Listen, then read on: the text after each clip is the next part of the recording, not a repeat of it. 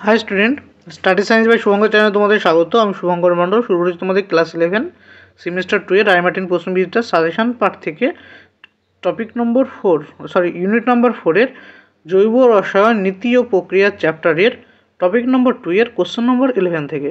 এর আগে তোমাদের এই টপিকের এবং অন্যান্য চ্যাপ্টারের কিছু কোশ্চেনের সলিউশনের ভিডিও আপলোড করা রয়েছে। যারা ভিডিও দেখোনি অবশ্যই প্লিজ থেকে এই ভিডিওগুলো দেখে নেবে এবং ভালো লাগলে অবশ্যই তোমরা তোমাদের বন্ধুদের মধ্যে তোমাদের গ্রুপে চেনা পরিচিত গ্রুপে অবশ্যই তোমরা শেয়ার করে দেবে। তোমরা শেয়ার করবে কারণ তোমাদের কাছে আমাদের এইটুকুই পাওয়া। দেখো 11 নম্বর কোশ্চেনে কী বলেছে, প্যারানাইট্রোফেনল ফেনলের তুলনায় অধিক অম্লধর্মী ব্যাখ্যা করো। প্যারানাইট্রোফেনল ফেনলের তুলনায় অধিক অম্লধর্মী কারণ কি? দেখো ফেনলের ক্ষেত্রে কি হয় বা প্যারানাইট্রোফেনলে কি হয়, ইলেকট্রন আসক্তি গ্রুপ রয়েছে কি প্যারানাইট্রোফেনলে ইলেকট্রন আকর্ষী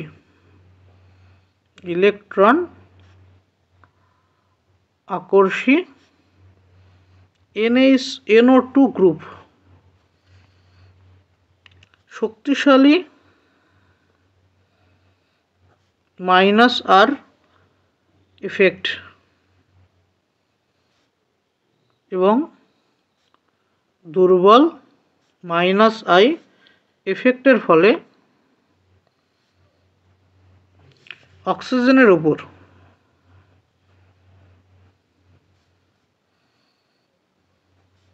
সৃষ্ট পজিটিভ চার্জের মাত্রা ফেনল অপেক্ষা বেশি ফলে প্যারানাইট্রোফেনলে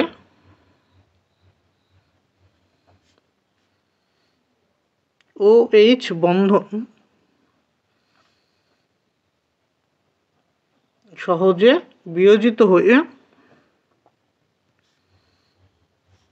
H+ আয়ন উৎপন্ন হয়। এ কারণে প্যারানাইট্রোফেনল ফেনল অপেক্ষা অধিক অম্লধর্মী। এর যে রেজোনেন্স স্ট্রাকচারগুলো তোমরা দেখো, রেজোনেন্স হাইব্রিডগুলো যদি দেখো তোমরা পাবে কি যে ফেনলের থেকে যে রেজোনেন্সগুলো যদি দেখো OH ড্রোন পেয়ার ছিল এখানে, এর যদি তোমরা আঁকো রেজোনেন্স কেমন হবে, এই যে রেজোনেন্স এখানে করে এটা আসবে, তৈরি হবে কি ডবল বন্ড OH+, এটা মাইনাস, এবার এটা এইভাবে কি রিপিট হতে থাকবে। যে তার রেজোনেন্স হাইব্রিডটা আমরা কী পাবো ফেনলের ক্ষেত্রে রেজোনেন্স হাইব্রিড যে স্ট্রাকচারটা পাবো এখানে delta minus single bond double bond প্রকৃতি হবে একবার ডট OH ডেল্টা প্লাস। তো দেখো ফেনলের ক্ষেত্রে ও এর মাথায় যে ডেল্টা পজিটিভ চার্জটা তৈরি হয়েছিল, একইভাবে যদি আমরা প্যারানাইট্রোফেনলের ক্ষেত্রে যদি আমরা রেজোনেটিক স্ট্রাকচার আঁকি, প্যারানাইট্রোফেনল মানে এটা OH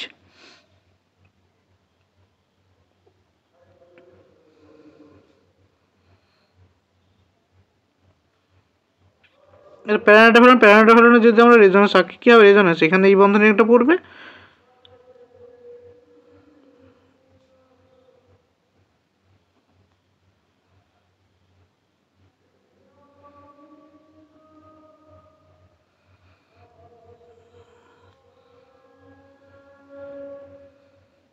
এটা আছে। এরপরে কী হবে, এই মাইনাসটা এখানে পড়বে, এই বন্ধনটা এখানে আসবে এবং এই বন্ধনটা ভেঙে এখানে আসবে। তো এখানে কি হলো যে এক্সটেন্ডেড যেটা কনজুগেশন আসছিলো সেটা কেমন প্রকৃতির আসবে, ডবল বন্ড, এখানে কি হয়ে যাবে সিঙ্গেল বন্ড,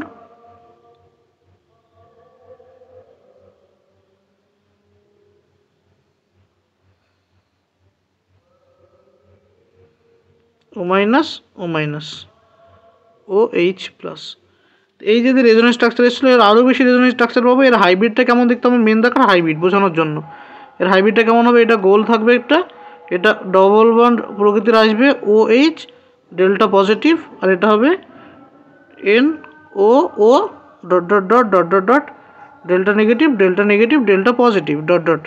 এই যে স্ট্রাকচারটা পেলাম এই দুটো রেজোনেন্স হাইব্রিডের মধ্যে লেখা আছে কি দেখো, এই যে ফেনল রেজোনেন্স হাইব্রিড এবং নাইট্রোফেনল প্যারানাইট্রোফেনল রেজোনেন্স হাইব্রিডের ওয়ের মাথায় যে ডেল্টা পজিটিভ চার্জটা অ্যারাইজ করেছে সেটা এর ক্ষেত্রে ডেল্টা পজিটিভের মানটা বেশি হবে। কার ক্ষেত্রে? প্যারানাইট্রোফেনলের ক্ষেত্রে। কারণ কি এটা নাইট্রো গ্রুপের সাথে এক্সটেন্ডেড কনজুগেশনে যাচ্ছে, সেজন্য প্যারানাইট্রোফেনলের ক্ষেত্রে ডেল্টা পজিটিভ চার্জের মান এতটাই বেশি হবে যেটা ও এইচের যে এইচ বন্ধনটা অনেকটাই দুর্বল থাকবে, ফলে এইচটা খুব সহজে বেরিয়ে যেতে পারবে।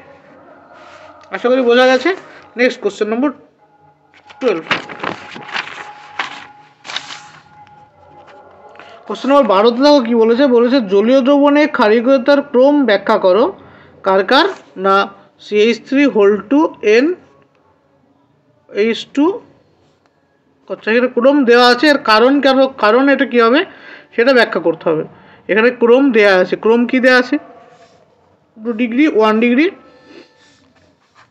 বলছে যে অ্যামিনের ক্ষারকীয়তার ক্রম, জলীয় দ্রবণে অ্যামিনের ক্ষারকীয়তার ক্রম 2 ডিগ্রির বেশি হয়, তারপরে 1 ডিগ্রি হয়, তারপরে 3 ডিগ্রি হয়। এর কারণ কি? এর কারণ কি হচ্ছে, কারণ হচ্ছে কি যে ক্ষারকের অনুমন্দি অ্যাসিডের স্থিতিশীলতা যত বেশি হবে সেই ক্ষারকের কি হবে, ক্ষারকীয়তা তত বেশি হবে। বলছে যে ক্ষারকের অনুবন্ধী অ্যাসিড CA কনজুগেট অ্যাসিডের স্টেবিলিটি বেশি হবে, যে ক্ষারকের কনজুগেট অ্যাসিডের স্থিতিশীলতা বেশি হবে, স্থিতিশীলতা যত বেশি হবে, যত বেশি স্টেবিলিটি, কনজুগেট অ্যাসিডের স্টেবিলিটি ও স্থায়িত্ব যত বেশি হবে সেটি তত বেশি ক্ষারকীয়। এত বোঝা গেল? কি বললো, যে কনজুগেট অ্যাসিডের স্টেবিলিটি বা স্থায়িত্ব বেশি হবে সেই কনজুগেট অ্যাসিডটি বেশি ক্ষারকীয় হবে। তো এই যে তিনটে দেওয়া আছে, জলীয় দ্রবণের ডাইমিথাইল অ্যামিনের অনুবন্ধী অ্যাসিডটি কেমন হবে, অনুবন্ধী অ্যাসিডটি কেমন হবে, ডাইমিথাইল অ্যামিনের অনুবন্ধী অ্যাসিড হবে এটা CH3 এটা প্লাস H এটা জলের যেহেতু আছে, জলীয় দ্রবণে জলের সাথে একটা কি হাইড্রোজেন বন্ধন থাকবে, এটা এই যে জলের সাথে হাইড্রোজেন বন্ধন থাকলো এবং এটা কি মিথাইল গ্রুপের প্লাস ইফেক্ট রয়েছে। তো ডাইমিথাইল অ্যামিনের ক্ষেত্রে যে কনজুগেট অ্যাসিড যেটা ছিল বা তৈরি হয়েছিল সেই কনজুগেট অ্যাসিডটি দুটি মিথাইল গ্রুপের প্লাস ইফেক্ট, দুটি মিথাইল গ্রুপের কি ইফেক্ট, প্লাস ইফেক্ট রয়েছে এবং দুটি হাইড্রোজেন বন্ধন জলের অণুর সঙ্গে গঠনের মাধ্যমে সবচেয়ে বেশি স্থিতিশীলতা লাভ করে। তবে এই যে 2 ডিগ্রি যে অ্যামিন ছিল, 2 ডিগ্রি অ্যামিনটা সব থেকে বেশি স্টেবিলিটি কেন পাচ্ছিল,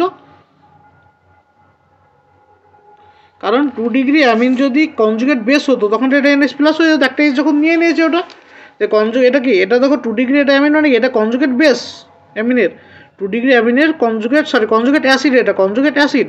তো এই কনজুগেট অ্যাসিডে কি আছে, দুখানা হাইড্রোজেন যুক্ত আছে, দুখানা হাইড্রোজেন যুক্ত হলে কী হবে, এটা দুটো মিথাইল গ্রুপে প্লাস ইফেক্ট এবং দুটো হাইড্রোজেন বন্ধনের দরুন কী হবে, স্থিতিশীলতা সব থেকে বেশি হবে।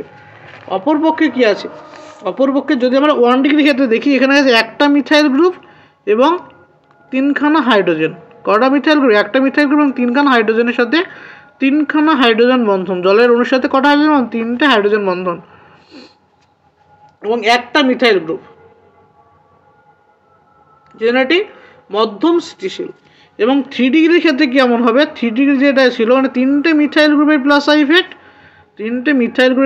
ইফেক্ট এবং একটা কি আছে জলের অণুর সাথে হাইড্রোজেন বন্ধন, একটা জলের হাইড্রোজেন বন্ধন হওয়ার জন্য এর স্থিতিশীলতা কী হবে, সব থেকে কম হবে, সেটা কী হবে, সব থেকে কম।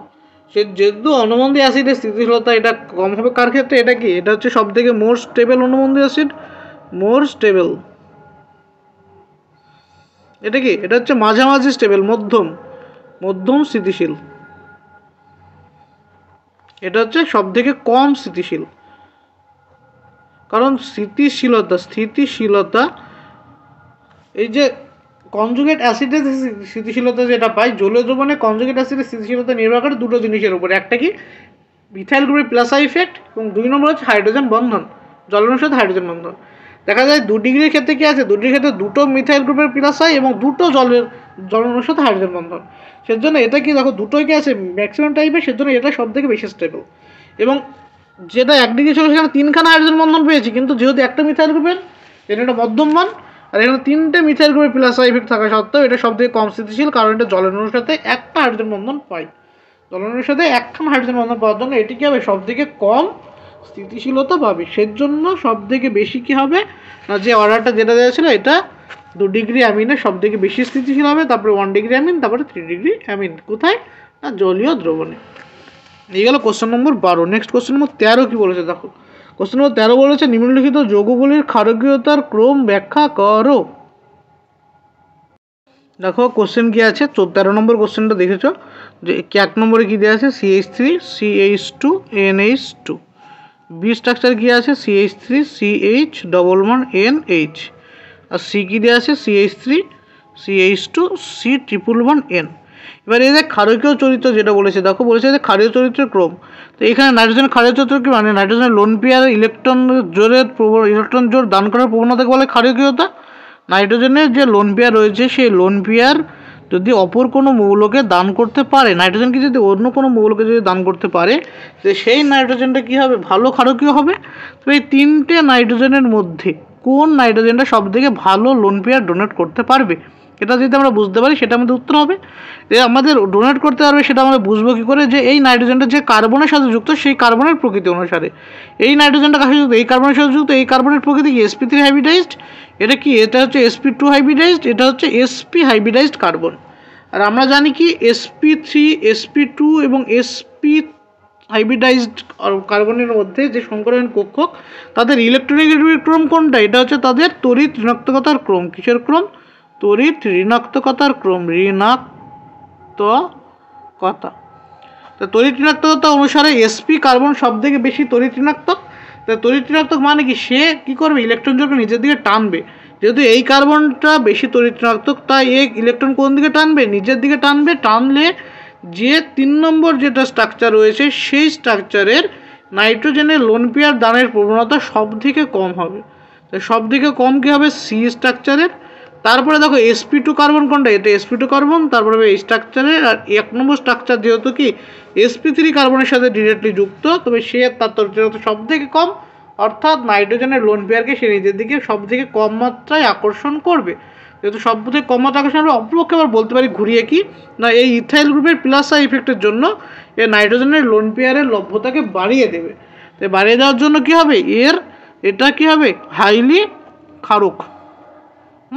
সব থেকে বেশি ক্ষারক হবে এটা, কারণ কি এর যে এ যৌগের যে লোন পেয়ার রয়েছে নাইট্রোজেনের, সেটি খুব সহজে অপরকে দিতে পারে। কারণ কি ইফেক্ট কাজ করে, এখানে ইথাইল গ্রুপের প্লাস আই ইফেক্ট কাজ করে। আর এই ক্ষেত্রে sp কার্বন হওয়ার জন্য কী করবে, এই লোন পেয়ারকে নিজের দিকে টেনে ধরে রাখবে, দিতে চাইবে না। এটা sp2 হওয়ার জন্য টেনে ধরে রাখবে। যেহেতু sp সব থেকে বেশি মাত্রায় টেনে ধরে রাখবে, তাই sp যে সেন্টারটা যুক্ত আছে তার ক্ষারকত্ব সব থেকে কম হবে। নেক্সট কোশ্চেন নম্বর 14 নম্বর কোশ্চেন কি বলেছে দেখো, গুয়ানিডিন তীব্র জৈব ক্ষারক রূপে আচরণ করে কেন। গুয়ানিডিন তীব্র ক্ষারক রূপে আচরণ করে কেন, এটা হচ্ছে কোশ্চেন। দেখো গুয়ানিডিনের যদি আমরা স্ট্রাকচার দেখি, গুয়ানিডিনের স্ট্রাকচার দেখলে কি দেখবো আমরা, এটা হচ্ছে HN double bond C NH2 NH2। এটা কিসের স্ট্রাকচার, এটা হচ্ছে গুয়ানিডিনের স্ট্রাকচার, গুয়ানিডিন। এটা যেহেতু গুয়ানিডিনের স্ট্রাকচার, তাই গুয়ানিডিনের স্ট্রাকচারে কি আছে দেখো, একটা ডবল বন্ড যুক্ত নাইট্রোজেন আছে আর একটা সিঙ্গেল বন্ড নাইট্রোজেন আছে। বলেছে এই দুটো নাইট্রোজেনের মধ্যে কোনটা বেশি ক্ষারকীয় এবং কেন। যদি আমরা ডবল বন্ড যুক্ত নাইট্রোজেনকে হাইড্রোজেন দ্বারা প্রোটন অ্যাবস্ট্রাকশন ঘটাই, তবে তৈরি করবে কি NH2 double bond C NH2 NH2 pass, তাই তো। যদি আমরা ডবল বন্ড যুক্ত কার্বনকে এটা ঘটাই, তবে এটা যেটা তৈরি করলো, এই যে গঠন আকৃতিটা, এটা হচ্ছে রেজোন্যান্স স্টেবিলাইজ। এটা কি করবে, এটা রেজোন্যান্সে পার্টিসিপেট করবে।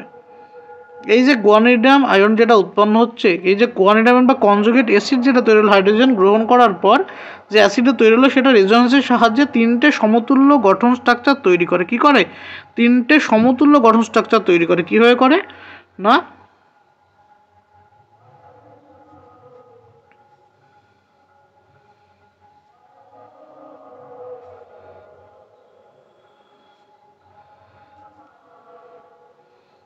H2N সি NH2 প্লাস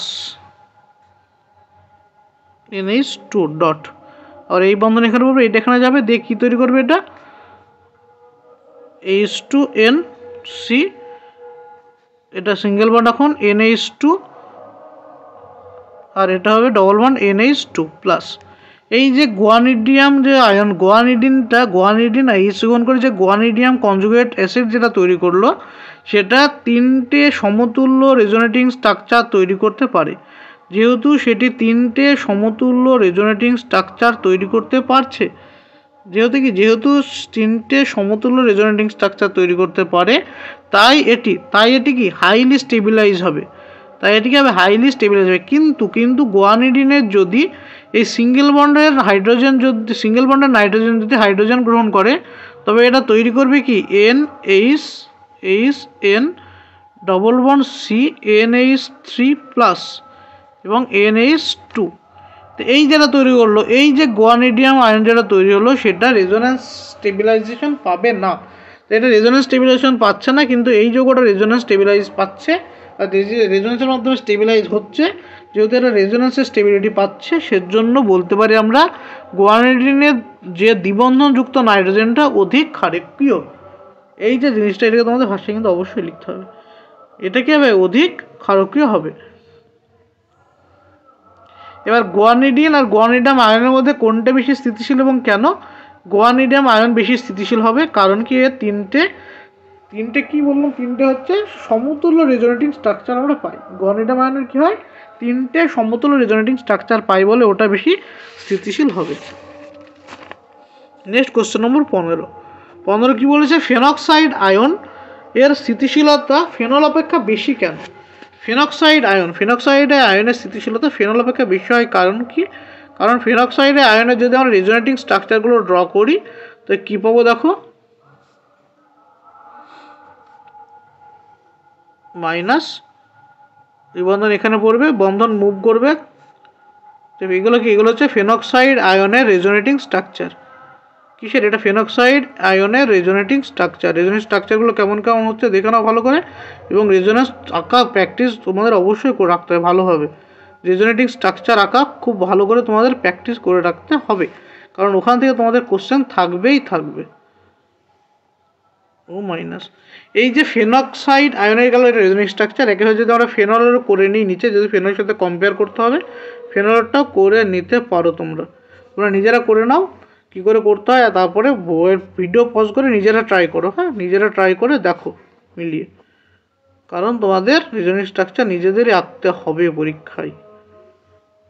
আর যদি এটা প্র্যাকটিস করো, দেখে মনে হচ্ছে ইজি, শুধু বন্ড রিলেশন করলে হয়ে যাচ্ছে, কিন্তু তোমরা যদি নিজের হাতে না প্র্যাকটিস করো, এটাই অনেকটাই তোমাদের কাছে হার্ড লাগবে।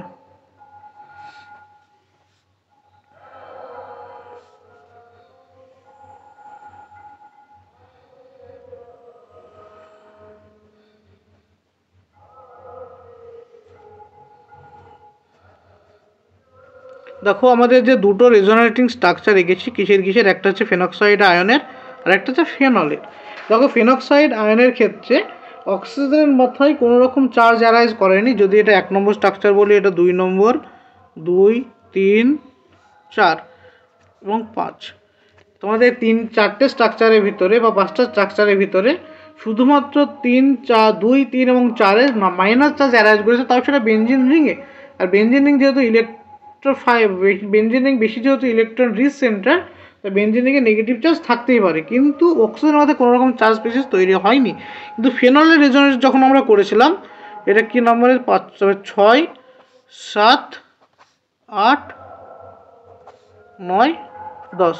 তো ফেনলে যখন আমরা রেজোনেন্স করেছি, তখন দেখো 7, 8, 9 এই 3টে স্ট্রাকচারে কিছু 7-এ, 8-এ এবং 9 নম্বর স্ট্রাকচার যেটা ছিল, সেই 3টে স্ট্রাকচারের অক্সিজেনের মাথায় পজিটিভ চার্জ জেনারেট করেছে। যেহেতু অক্সিজেনের মাথায় positive charge highly destabilise, oxygen যেহেতু ইলেকট্রনিটি অ্যাটম, এটি রেজোনেন্সের প্রতি স্থিতিশীলতা সব থেকে কম। তো সেজন্য কী হবে, এই 3টে যেহেতু পজিটিভ চার্জ অ্যারাইজ করেছে, রেজোনেন্স হাইব্রিডেও কী থাকবে, অক্সিজেনের মাথায় পার্শিয়ালি পজিটিভ থাকবে, সুতরাং এটি কী থাকবে, এটি রেজোনেন্সের প্রতি স্থিতিশীলতা কমে যাবে। সেজন্য ফেনলের কী বলছে, ফেনল এর স্থিতিশীলতা ফেনক্সাইড আয়ন অপেক্ষা কম বা ফেনক্সাইড আয়নের স্থিতিশীলতা ফেনল অপেক্ষা বেশি। নেক্সট কোশ্চেন নম্বর 16 নম্বর কী বলেছে দেখো, ক্লোরোবেনজিন সিএল, এটা আর কি দেওয়া আছে CH3Cl এবং ক্লোরোবেনজিন বলছে ক্লোরোবেনজিন অপেক্ষা CH3Cl অর্থাৎ মিথাইল বেনজিন সহজে আদ্রবিশ্লেষিত হয় কেন? সহজে আদ্রবিশ্লেষিত হয় কেন? তো ক্লোরোবেনজিন সহজে আদ্রবিশ্লেষিত হয় না, তার কারণ কি? এবার ক্লোরোবেনজিনের যদি তোমরা রেজোনেটিং স্ট্রাকচার ড্র করতে জানো, তবে ক্লোরিনের লোন পেয়ার বেনজিনের সাথে কিসে পার্টিসিপেট করে? রেজোনেন্সে পার্টিসিপেট করে। ক্লোরিনের লোন পেয়ার বেনজিনের সাথে কিসে যায়? রেজোনেন্সে পার্টিসিপেট করে। তাই রেজোনেন্সে যদি এটা পার্টিসিপেট করে কেমন কেমন স্ট্রাকচার পাবো দেখো, এটা এই গেল স্ট্রাকচার। এই রেজোনেটিং স্ট্রাকচারগুলো ড্র করতে হবে নিজে। সেল প্লাস দেখো প্রত্যেকটা কোশ্চেনে, বেশিরভাগ কোশ্চেনে রেজোনেটিং স্ট্রাকচার দিয়ে কোশ্চেন আসছে।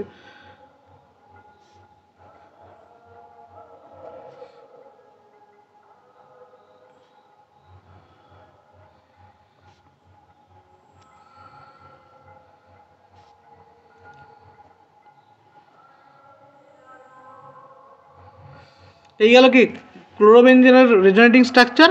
দেখো ক্লোরোবেনজিন বলছে খুব সহজে আদ্রবিশ্লেষিত হতে পারে না, তার কারণ কি? কারণ হচ্ছে ক্লোরোবেনজিনের যে Cl এবং কার্বনের যে বন্ধনটা, সেটা পুরোপুরি এক বন্ধন নয়, সেটা মাঝে মাঝে দ্বিবন্ধন চরিত্র অ্যারাইজ করছে। যেহেতু দ্বিবন্ধন চরিত্র স্ট্রং বন্ধন, এক বন্ধন অপেক্ষা দ্বিবন্ধন অনেকটা শক্তিশালী বন্ধন, সেজন্য বলা যায় কি দ্বিবন্ধন চরিত্র অ্যারাইজ করার জন্য বা ক্লোরোবেনজিনের Cl বেনজিনের সাথে রেজোনেন্সে পার্টিসিপেট করার জন্য এই ক্লোরোবেনজিনের Cl খুব সহজেই আদ্রবিশ্লেষিত হতে পারে না। কিন্তু এটা sp3 কার্বন মিথাইল যে ক্লোরাইড, সেই ক্লোরাইডটা কি রিংয়ে চেনের কার্বন হওয়ার জন্য এটা খুব সহজেই আদ্রবিশ্লেষিত হতে পারে। কারণ এখানে কি এটা পুরোপুরি সিঙ্গেল বন্ড হিসেবেই থাকে এবং এটা সিঙ্গেল বন্ড হিসেবে আছে। আর অপক্ষে আমরা বলতে পারি কি এর Cl এর কি আছে, Cl হচ্ছে তীব্র মাইনাস আই ইফেক্ট বা তীব্র ইলেকট্রোনেগেটিভ, তাই এই বন্ধনটা বেশিরভাগটাই কার দিকে? Cl এর দিকে শিফট হয়ে থাকে এবং এটা ডেল্টা পজিটিভ হয়ে থাকে। খুব সহজেই জল দ্বারা অ্যাটাক হয়ে এটা কি হতে পারে? আদ্রবিশ্লেষণ ঘটাতে পারে। খুব সহজেই জল দ্বারা এটা কি SN2 টাইপ বিক্রিয়া ঘটিয়ে আদ্রবিশ্লেষণ ঘটাতে পারে। কিন্তু ক্লোরোবেনজিনে SN1 বা SN2 টাইপ কোনো ধরনের বিক্রিয়া ঘটতে পারে না, কারণ কি এই যে বন্ধনটা CH-Cl বন্ধনটা অনেকটাই শক্তিশালী বন্ধন। নেক্সট কোশ্চেন নম্বর 17 নম্বর কোশ্চেন কি বলেছে দেখো, যা CH3CH ডবল বন্ড CH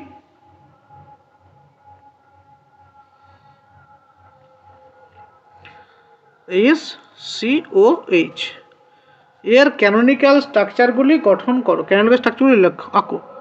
তো ক্যানোনিক্যাল স্ট্রাকচার যদি আঁকি, এটা আমরা কী পাবো?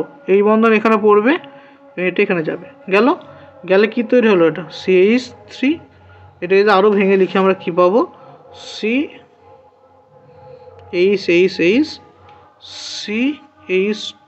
প্লাস হয়ে যাবে, এটা CH double bond CO minus H। দেখো তুমি যদি এত দূর করে রাখো কিন্তু ভুল হবে রেজোনেন্স স্ট্রাকচার, এত দূর রেজোনেন্স গেল, কিন্তু এরপরে কি দেখো হাইপার কনজুগেশন চলে এসছে। এবার হাইপার কনজুগেশন কারণ কি? এটা কার্বোকার্বনের আলফা কার্বন, এটা আলফা কার্বনের আলফা হাইড্রোজেন রয়েছে। কি বললাম? হাইপার কনজুগেশনের শর্ত এখানে চলে এসছে কি করে? এটা কার্বোকার্বন আছে, কার্বোকার্বন হাইপার কনজুগেশন দেখায়। কখন দেখাবে? যদি আলফা হাইড্রোজেন উপস্থিত থাকে। আলফা কার্বনের যদি হাইড্রোজেন উপস্থিত থাকে, সেটা কিসে যাবে? সেটা হাইপার কনজুগেশন দেখাবে। তো এইটা হাইপার কনজুগেশন দেখায়, এটা করবে কি বন্ধনটা এখানে পড়বে, তাহলে কি তৈরি হবে? CH plus double bond CO minus H, একটা গেল। আবার কি হতে পারবে এখান থেকে? না, এই বন্ধনটা এখানে মুভ করবে, মানে এটা কি অ্যাকচুয়ালি সিগমা বন্ড রোটেশন বলে হাইপার কনজুগেশনকে। হাইপার কনজুগেশনকে কী বলা হয়? নো বন্ড রেজোন্যান্সও বলা হয়, সিগমা বন্ড রোটেশনও বলা হয়, কি বলা হয়? বেকার-নাথন ইফেক্টও বলা হয়।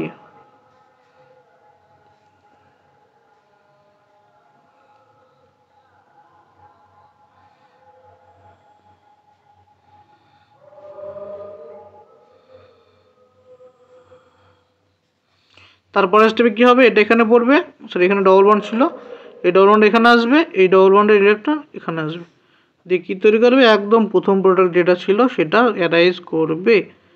এটা হচ্ছে আমাদের এই যে যৌগটা দেওয়া ছিল তার রেজোনেটিং স্ট্রাকচার। এইগুলো দেখে নাও এগুলো ভালো করে স্টেপ বাই স্টেপ। প্রথম স্টেপে রেজোনেন্স করেছি পাই টু পাই, আর তারপরের স্টেপে কী করেছে? হাইপার কনজুগেশন দেখেছি 3খানা। নেক্সট কোশ্চেন নম্বর 17 গেল, 17 হচ্ছে গেল। তারপরে হচ্ছে কোশ্চেন নম্বর 18। 18 নম্বর কোশ্চেনে দেখো কি বলেছে, একটা 18 র্যাকেটটা একটা যৌগ দেওয়া আছে, বলেছে এর কতগুলি হাইপার কনজুগেবল হাইড্রোজেন পরমাণু রয়েছে। তাই হাইপার কনজুগেবল হাইড্রোজেন পরমাণু কোনগুলোকে বলা হয়? আলফা কার্বনে যুক্ত হাইড্রোজেনকে বলা হয় কি? হাইপার কনজুগেবল হাইড্রোজেন পরমাণু। এটা কি আছে? কার্বোক্যাটায়ন আছে এটা। এই কার্বোক্যাটায়নে আলফা কার্বন, এটা আলফা পজিশন আছে, পাশের কার্বন এটা হচ্ছে আলফা কার্বন, আর এটা হচ্ছে আলফা কার্বন। এখানে কতগুলো আলফা হাইড্রোজেন? এখানে আছে 3টে, এখানে আছে 2টো, টোটাল হলো 5টা, আর এই হাতে আছে একটা, টোটাল হলো 6টা। তো আলফা হাইড্রোজেন কতগুলো আছে? 6টা, অর্থাৎ হাইপার কনজুগেবল হাইড্রোজেনের সংখ্যা কত? 6। নেক্সট কোশ্চেন নম্বর 2 নম্বর কোশ্চেন কি বলেছে দেখো, বলেছে কোন ধর্মের দ্বারা এর স্থায়িত্ব ব্যাখ্যা করা যায়? এই যে কার্বোক্যাটায়নের স্থায়িত্ব ব্যাখ্যা করা যায় কোন ধর্মের দ্বারা? কোন ধর্মের দ্বারা এই কার্বোক্যাটায়নের স্থায়িত্ব ব্যাখ্যা করা যায়? দুটো ব্যাখ্যা করা যায়। একটা হচ্ছে ইন্ডাকটিভ ইফেক্টের সাহায্যে করতে পারি আমরা, ইন্ডাকটিভ মিথাইল গ্রুপের ইন্ডাকটিভ ইফেক্ট, আর কীভাবে করতে পারি? Hyper conjugation. হাইপার কনজুগেশন এই দুটো ইফেক্টের দ্বারা আমরা এই যৌগটা স্টেবিলিটি ব্যাখ্যা করতে পারি। তাহলে কোশ্চেন নম্বর 19 নম্বর প্রশ্নে দেখো কি বলেছে, বলেছে যে প্রোপিনের সংকেত কি? CH3C11CH2, এটা হচ্ছে প্রোপিনে বলেছে C2C3, এটা 1 নম্বর কার্বন, এটা 2 নম্বর, এটা 3 নম্বর।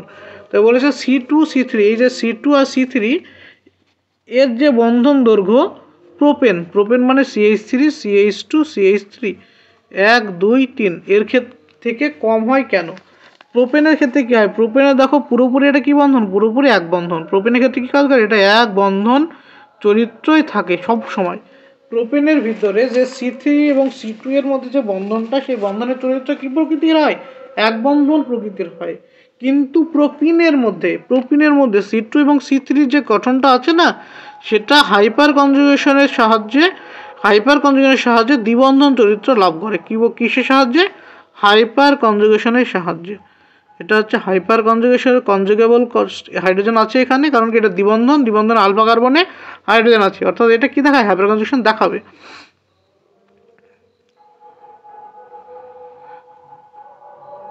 মাইনাস, তারপরে কি হবে? এই বন্ড এখানে রোটেট করবে,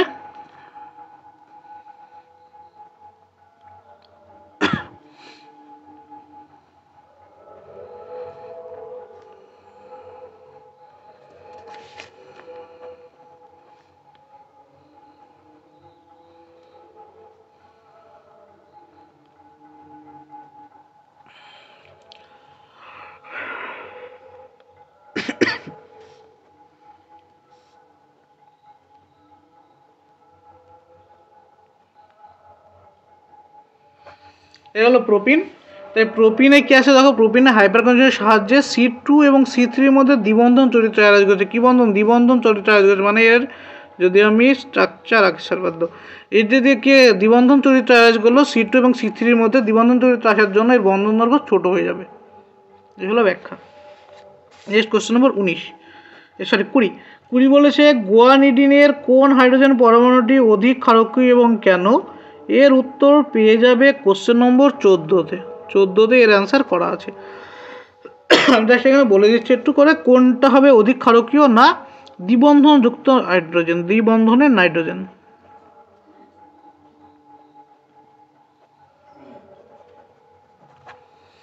নেক্সট কোশ্চেন নম্বর 21 নম্বর প্রশ্ন দেখো কি বলেছে, বলেছে যে এটা 3-4খানা যৌগ দেওয়া আছে। কটা যৌগ দেওয়া আছে? বলেছে এদের মধ্যে অ্যালকিনগুলির স্থায়িত্বের ঊর্ধ্বক্রমে সাজাতে। প্রথমটাকে দেওয়া আছে CH211CH2, তারপরটা কি দেওয়া আছে CH3CH11CH2, এটা A, এটা কি B, এটা কি দেওয়া আছে CH3CH11CH3, এটা হচ্ছে C যৌগ। আর কি দেওয়া আছে? আর কিছু দেওয়া আছে? এখনও দেওয়া আছে। কি দেওয়া আছে? CH3 C11CH3, এটা হচ্ছে D, এটা হচ্ছে D। আর কারো কি আছে? CH3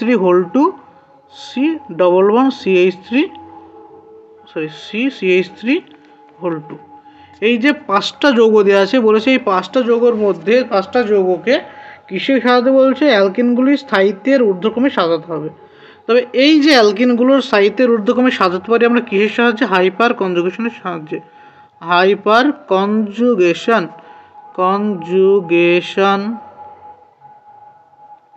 হাইপার কনজুগেশনের সাহায্যে আমরা অ্যালকিনের স্টেবিলিটি ব্যাখ্যা করি। কিসের? অ্যালকিনের স্টেবিলিটি ব্যাখ্যা করি কিসের? হাইপার কনজুগেশনের সাহায্যে। তো হাইপার কনজুগেশনের মানে কি? নাম্বার অফ আলফা হাইড্রোজেন যত বাড়বে, যত বাড়বে তার স্টেবিলিটি কী হবে? স্টেবিলিটি বাড়বে। মানে যে অ্যালকিনের নাম্বার অফ আলফা হাইড্রোজেন সংখ্যা বেশি, মানে যে অ্যালকিনের আলফা হাইড্রোজেন সংখ্যা বেশি থাকবে সেটার স্টেবিলিটি বেশি হবে। তো এর আলফা হাইড্রোজেন কতগুলো আছে? আলফা হাইড্রোজেন হচ্ছে 0টা। এর আলফা হাইড্রোজেন আছে, আলফা হাইড্রোজেন মানে এই যে গ্রুপ এর রেসপেক্টে এটা হচ্ছে আলফা কার্বন। আলফা হাইড্রোজেন কতগুলো? 3টে। এর আলফা হাইড্রোজেন কতগুলো? এটা গ্রুপের রেসপেক্টে আলফা হাইড্রোজেন কতগুলো আছে? দেখো 6খানা। এর আলফা হাইড্রোজেন, এটা গ্রুপ, এর রেসপেক্টে আলফা হাইড্রোজেন আছে এখানে 3টে, আর এখানে 6টা, টোটাল 9টা। এখানে আছে আলফা হাইড্রোজেন কতগুলো? এখানে আছে আলফা হাইড্রোজেন 12টা। আলফা হাইড্রোজেনের মধ্যে স্টেবিলিটি কোনটা? এটা 12টা আলফা হাইড্রোজেন, তোমাদের সব থেকে বেশি স্টেবল। তো স্টেবিলিটির অর্ডার কী হবে? স্থায়িত্বের অর্ডার, স্টেবিলিটি এর অর্ডার, স্টেবিলিটির অর্ডার হবে ই এর স্টেবিলিটি সব থেকে বেশি, তারপরে ডি, তারপরে সি, তারপরে বি, তারপরে এ। এটা হচ্ছে কিসের অর্ডার? এটা হচ্ছে স্টেবিলিটির অর্ডার। নেক্সট কোশ্চেন নম্বর 22। 22-এর একে কি বলে দেখো? বন্ধনের সুষম বিভাজন বলতে কি বোঝায়? বন্ধনের সুষম বিভাজন বলতে কি বোঝায়? বলছে যে বন্ধন বিভাজনে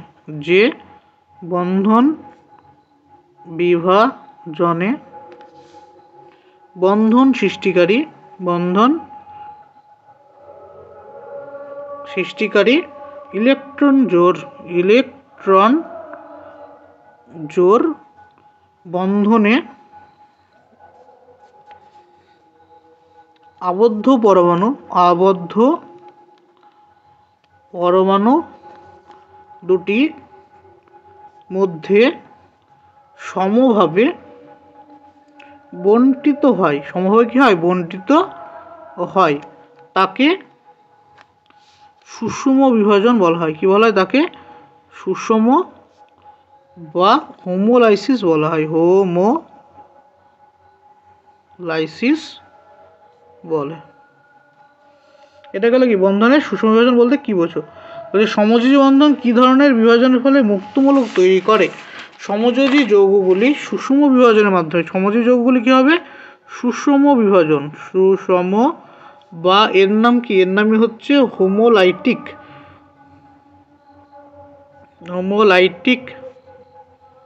বিভাজন বা হোমোলাইসিসের মাধ্যমে কি করে? হোমোলাইসিসের মাধ্যমে মুক্তমূলক তৈরি করে।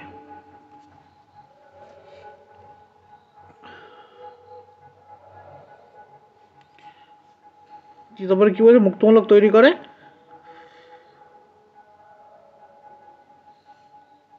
উপযুক্ত তীরচিহ্ন সহযোগ উদাহরণ দাও। যদি আমরা মিথাইল ব্রোমাইড নিই, এইচ নিয়ের উপস্থিতিতে কী হয়? মিথাইল ব্রোমাইডে যে 2টো ইলেকট্রন রয়েছে, একটা ইলেকট্রন কে নেয়? বিআর নেয়, একটা ইলেকট্রন কে নেয়?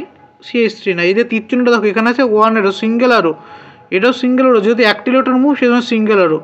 এটা তৈরি হবে CH3 ডট, এটা তৈরি হবে যোগ বিআর ডট। এইটা মুক্তমূলক তৈরি হলো, এটা মিথাইল মুক্তমূলক। নেক্সট কোশ্চেন কত? এরপরে হচ্ছে কোশ্চেন নম্বর 23, 23 নম্বর প্রশ্ন। 23 নম্বর প্রশ্ন দেখো কি বলেছে? উপযুক্ত ব্যাখ্যা সহযোগে নিম্নোক্ত মুক্তমূলকগুলির স্থায়িত্বের ঊর্ধ্বক্রমে সাজাও। তো এই মুক্তমূলকগুলো কী কী আছে? CH3 CH2 ডট একটা মুক্তমূলক। 2 নম্বর কী আছে? CH3 CH3 ডট, দুটো গেল। 3 নম্বর মুক্তমূলক কী দিয়েছে? CH3 C ডট CH3 এটা, আর একটা কি আছে? CH3 dot. 4টে মুক্তমূলক। এটা হচ্ছে 1 নম্বর, এটা হচ্ছে 2 নম্বর, এটা হচ্ছে 3 নম্বর, আর এটা হচ্ছে 4 নম্বর। তো মুক্তমূলকের স্থায়িত্ব ব্যাখ্যা করা যায় কিসের সাহায্যে? হাইপার কনজুগেশন ইফেক্টের সাহায্যে। হাইপার কনজুগেশন এর সাহায্যে মুক্তমূলকের স্থায়িত্ব ব্যাখ্যা করা যায়। গেল।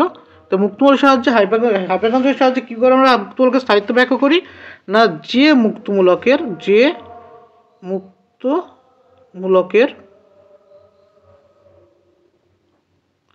আলফা হাইড্রোজেন এর সংখ্যা বেশি সেটি বেশি সুস্থিত। কি বললো, যে মুক্তমূলকের আলফা হাইড্রোজেনের সংখ্যা বেশি হবে সেটি কি হবে, সুস্থিত হবে। তবে এই যে আমাদের 4টে মুক্তমূলক দেওয়া আছে তাদের প্রত্যেকের আলফা হাইড্রোজেন কতগুলো আছে, 1 নম্বর স্ট্রাকচারের আলফা হাইড্রোজেন কতগুলো থাকে, 1 নম্বর স্ট্রাকচারের আলফা হাইড্রোজেনের সংখ্যা হচ্ছে 3টে। 2 নম্বর যে স্ট্রাকচার রয়েছে এটা আলফা হাইড্রোজেন, এটা আলফা কার্বন, এটা আলফা কার্বন, তাই 2 নম্বরে কতগুলো থাকবে আলফা হাইড্রোজেন, আলফা হাইড্রোজেন হচ্ছে আলফা এস হচ্ছে 6টা। 3 নম্বর স্ট্রাকচারে দেখো কি আছে, 3 নম্বর স্ট্রাকচারে আলফা হাইড্রোজেন, এটা আলফা কার্বন, এটা আলফা কার্বন, এটা আলফা কার্বন, অর্থাৎ টোটাল 9টা আছে আলফা হাইড্রোজেন। আর 4 নম্বর স্ট্রাকচারে আলফা হাইড্রোজেন কতগুলো আছে, আলফা হাইড্রোজেন হচ্ছে 0টা। তো এই যে আমরা আলফা হাইড্রোজেন পেয়ে গেলাম, আলফা হাইড্রোজেন থেকে আমরা কি লিখবো, যার আলফা হাইড্রোজেন বেশি তার সুস্থতা বেশি, অর্থাৎ সুস্থিতির ক্রম কি আসবে, সুস্থিতির ক্রম 3 নম্বর স্ট্রাকচার সব থেকে বেশি সুস্থিত, তারপরে 2 নম্বর, তারপরে 1 নম্বর, তারপরে 4 নম্বর। কারণ কি, যার যতগুলো আলফা হাইড্রোজেন তার ততগুলো রেজোনেটিং স্ট্রাকচার, সে তত বেশি সুস্থিত হয়। এটা হলো 23 নম্বরের কোশ্চেন। এর অনুরূপ কোশ্চেন আছে, সেম কোশ্চেন, জাস্ট এটা রেখা বন্ধনী দিয়ে দেখানো আছে, সেম উত্তর হবে। কোশ্চেন নম্বর 24 নম্বর কোশ্চেনের 1 নম্বরটা দেখো কি বলেছে, 4টে আলাদা আলাদা কার্বোক্যাটায়ন দিয়ে দিয়েছে, বলেছে এদের স্থিতিশীলতার ক্রম লিখতে হবে। তো প্রথম কার্বোক্যাটায়নটা কি আছে দেখো, প্লাস একটা কার্বোক্যাটায়ন, তারপরে কি কার্বোক্যাটায়ন রয়েছে, এটা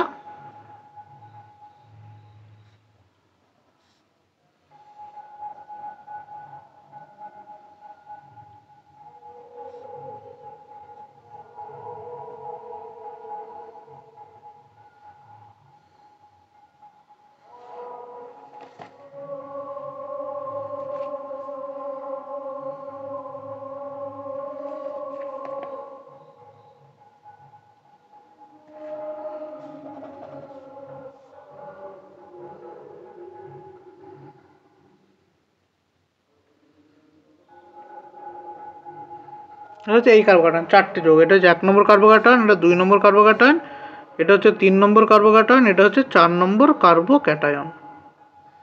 দেখো 4টে যে গঠন সংকেত রয়েছে তার মধ্যে 3 এবং 4 নম্বর গঠন সংকেত, 3 এবং 4 নম্বর গঠন সংকেত হচ্ছে এটা অ্যারোমেটিক স্টেবিলাইজেশন পাবে। কারণ 3 এবং 4 কি অ্যারোমেটিক রিং, কারণ কি এটা, কারণ এটা অ্যারোমেটিকের যে শর্ত সাইক্লিক, দুটোই কি সাইক্লিক যৌগ। 2 নম্বর কি দুটোই কি কনজুগেশন সিস্টেম, কনজুগেশন, আর কি আছে দুটোই হচ্ছে সাইক্লিক গেল, কনজুগেশন গেল, আর 3 নম্বর হচ্ছে কি ছিল sp2 হাইব্রিডাইজড, অল কার্বন কি কার্বন sp2 হাইব্রিডাইজড। এবং 4 নম্বর শর্ত কি ছিল প্যারামিটারাইজেশনের, না 4n+2 পাই ইলেকট্রন রুল মেনে চলে। এখানে কি আছে, এখানে 2 পাই ইলেকট্রন আছে এখানে, আর এখানে আছে 6 পাই ইলেকট্রন, তাই দুটোই কি 4n+2 পাই ইলেকট্রন মেনে চলে, দুটোই মেনে চলবে। তার মধ্যে 4 নম্বর গঠনের রেজোনেটিং স্ট্রাকচারের সংখ্যা বেশি হবে। 4 নম্বর গঠনে কি হবে, রেজোনেটিং স্ট্রাকচারের সংখ্যা বেশি হবে। সংখ্যা বেশি কী করে হবে, এখানে কতগুলো সংখ্যা হবে, তোমার 3খানা রেজোনেটিং স্ট্রাকচার পাবে। তো এখানে 3খানা নয়, অনেকগুলো রেজোনেটিং স্ট্রাকচার পাবে। কার থেকে, এখানে পাবে, এখানে রেজোনেটিং স্ট্রাকচার থেকে 4 নম্বর রেজোনেটিং স্ট্রাকচারের সংখ্যা বেশি, 4 নম্বর স্থিতিশীল সব থেকে 3-এর থেকে। এই 4টের মধ্যে 3-4 কি অ্যারোমেটিক স্টেবিলাইজেশন পাচ্ছিল, সেজন্য আমি 3-4-এর ভিতরে স্টেবিলিটি আমরা পেয়ে গেলাম। 3-4-এর মধ্যে 4 সব থেকে বেশি স্টেবল, কারণ কি, কারণ হচ্ছে ওর রিংয়ের সংখ্যা, রিংয়ের মানে বেঞ্জে হাইব্রিড রেজোনেটিং স্ট্রাকচারের সংখ্যা বেশি হয়। 4 নম্বর গায়ে রেজোনেটিং স্ট্রাকচারের সংখ্যা বেশি হয়, সেই জন্য 4 নম্বরটা বেশি স্টেবল 3-এর থেকে। এবার 1 আর 2-এর মধ্যে তোমরা বলো কোনটা বেশি স্টেবল হবে। 1 আর 2-এর মধ্যে দুটোই নন অ্যারোমেটিক যৌগ, দুটোই কি নন অ্যারোমেটিক যৌগ, কারণ এটা কি আছে, এটা হচ্ছে sp3 হাইব্রিডাইজ কার্বন আছে, এটাও sp3 হাইব্রিডাইজ কার্বন আছে। তো দুটোই যদি sp3 হাইব্রিড কার্বন আছে, দুটো সাইক্লিক, কিন্তু দুটোতে sp2 কার্বন নেই সবগুলো, দুটো হলো নন অ্যারোমেটিক যৌগ। একটা আছে ডবল বন্ড সিস্টেম, আর একটা আছে সবগুলো sp3 কার্বন। এবার বলতে হবে কোনটা বেশি স্টেবিলিটি পাবে।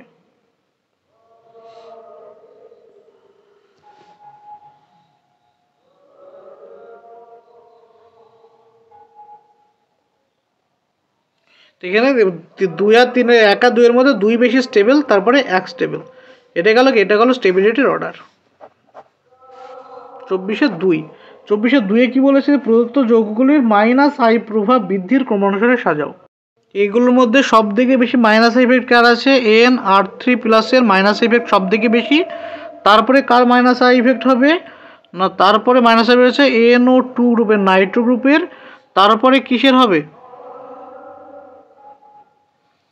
তারপরে হবে CN সাইনাইড গ্রুপের। তারপর হবে F গ্রুপের। এই হচ্ছে এদের কি মাইনাস আই ইফেক্টের ক্রম। এটা গেল কি মাইনাস আই ইফেক্টের ক্রম। তবে এখানে ভিডিও 24 নম্বর কোশ্চেন শেষ হলো। 24 নম্বর কোশ্চেন শেষ, মানে ভিডিও এখানে শেষ করছি। পরবর্তীতে কোশ্চেনগুলো রয়েছে পরবর্তী ভিডিওতে খুব শীঘ্রই আপলোড করা হবে। তাই আবারও বলছি, যারা আমার চ্যানেল নতুন তারা অবশ্যই চ্যানেলটিকে সাবস্ক্রাইব করবে এবং পাশে থাকা বেল আইকনটি প্রেস করে রাখবে এবং অবশ্যই ভিডিওগুলো লাইক করবে এবং তোমাদের ফিডব্যাক অবশ্যই কমেন্ট বক্সে জানাবে। এবং সবশেষে তোমাদের কাছে রিকোয়েস্ট, আবারও রিকোয়েস্ট, তোমরা অবশ্যই ভিডিওগুলোকে শেয়ার করে দেবে। Thank you.